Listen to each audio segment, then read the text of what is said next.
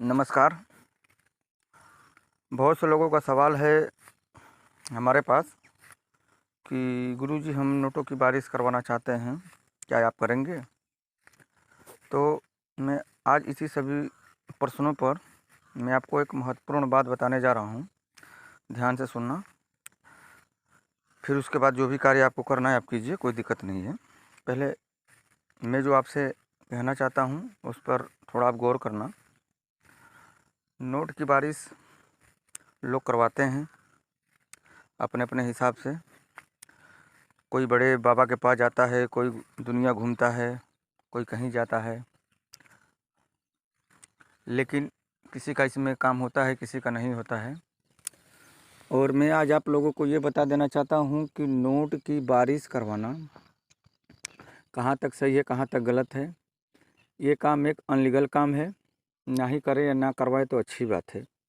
दूसरी बात मैं आपको बता रहा हूँ, मेहनत से कमाया हुआ जो चीज़ है उसकी जो क्वालिटी है, उसकी वैलिडिटी है, वो हमेशा के लिए रहती है। और जो बेईमानी करके या फिर किसी प्रकार से हथियाया हुआ पैसा, शक्तियों के माध्यम से मंगाया हुआ जो धन है, अगर शक्तियाँ अपने आप देती है तो ठीक है। अगर उससे ज़बरदस्ती अगर आप मंगवाते हैं तो वो एक निश्चित काल तक ही रहता है, अनिश्चित काल तक नहीं रहता है। कहने का मतलब उसकी वैलिडिटी नहीं रहती है, वो 10 दिन के लिए रहेगा या 20 दिन के लिए रहेगा, इसकी कोई गारंटी नहीं है। मान लीजिए कि आपने नोटों की बारिश करवाया, आपने मंगाया उससे 10 करोड़, ठीक है, आपको मिला 10 करोड़। अब उस 10 करोड़ में उसकी वैलिडिटी जो है 20 दिन की है या 1 महीने की है।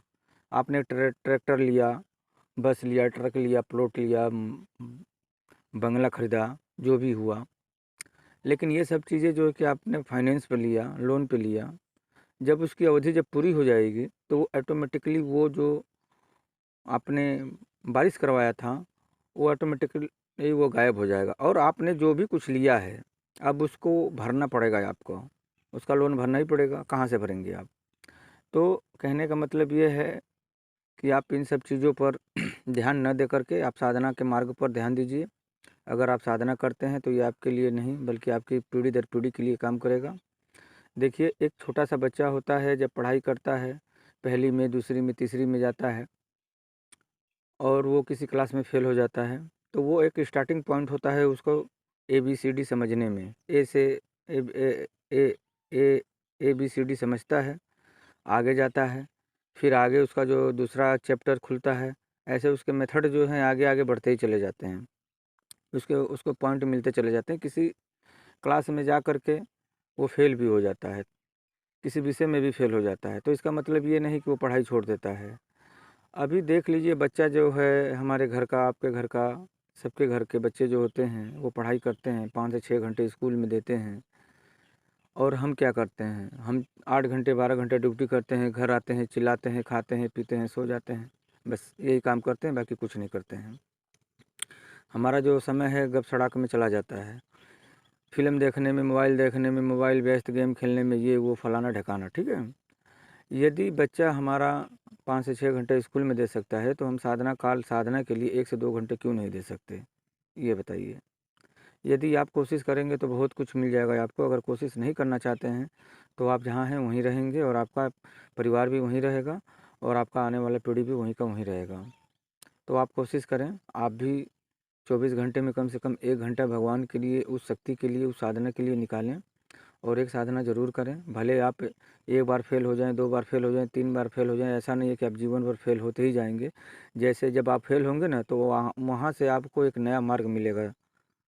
आदमी जब फ़ेल मार जाता है तो उसको एक नया रास्ता मिलता है। तो यदि आप एक बार साधना काल में फ़ेल हो जाएँगे तो आप अपने गुरु के संपर्क में रह कर के उनसे मार्गदर्शन लेकर के फिर दोबारा स्टार्टिंग कीजिए। तीसरी बार कीजिए, चौथी बार कीजिए, क्यों नहीं साधना सफल होगी आपकी।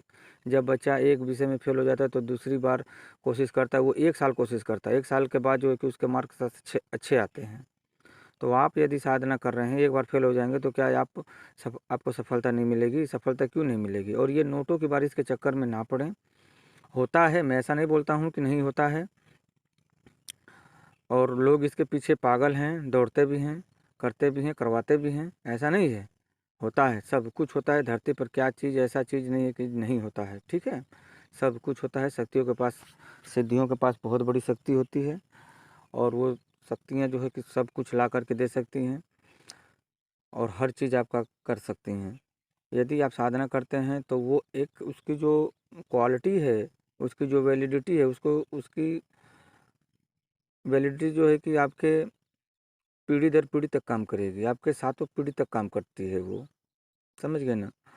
यदि आप कोई एक साधना कर लेते हैं तो उसके माध्यम से आप धन मंगवा सकते हैं, वो खुद धन ला करके देगी, आपको गाइडलाइंस करेगी, आपके जॉब में या आप कोई बिजनेस कर रहे हैं उसमें प्रमोशन उन्नति करती है वो, आपका मार्गदर्शन करेगी, आपका भी और आपके पूरे परिवार की रक्षा भी करती है, कहीं दूर दराज से संदेश ला करके देती है, ठीक है। किसी दुर्घटना कुछ होने वाली है उसके विषय में पहले से वो जानकारी दे देती है।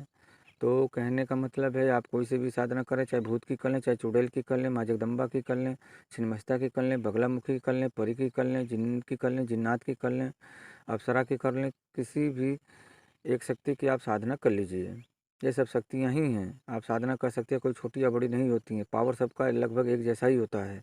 हाँ, ये है जो 10 महाविद्याओं का पावर है वो सबसे अनंत है, उसका कोई अंत नहीं है। लेकिन ये जो हैं, ये सब एक ही जैसी रहती हैं, बस बताने वाले और समझाने वाले थोड़े से अपने अपने ढंग से बताते हैं और समझाते हैं, ठीक है ना। और हमको चाहिए क्या कि हमको बस यही चाहिए ना कि हमारे जीवन में उन्नति हो और हम हमेशा आगे बढ़ें, और हमें किसी भी प्रकार का कोई दुख तकलीफ़ ना हो, हमारे परिवार का भी कोई दुख तकलीफ़ ना हो, और हम पूरे जो है आज़ादी के साथ रहें, और किसी को कोई तकलीफ़ है तो उसकी हम मदद करें, हम यही चाहते हैं, ठीक है ना।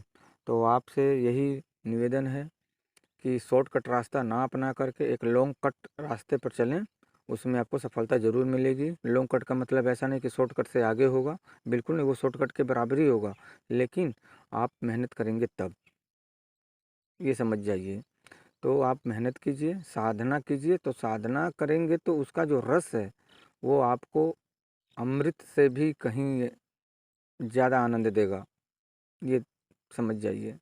आप साधना कीजिए और शॉर्टकट रास्ता जो है अपनाना छोड़ दीजिए। हाँ, शॉर्टकट एक रास्ता और होता है कि आप आकस्मिक धन प्राप्ति हेतु की साधना भी करते हैं तो उसमें भी अकस्मात धन की प्राप्ति हो सकती है, जैसे जुआ में, सट्टा में, लॉटरी में कहीं गिरा हुआ धन, या किसी किसी ऐसे विषय में, मतलब कि आपको कहीं ना कहीं से आकस्मिक धन की प्राप्ति हो ही जाती है, जिससे आपका कोई रुका हुआ कार्य है, कोई कर्ज है, वो उससे आप मुक्त हो सकते हैं, ठीक है ना।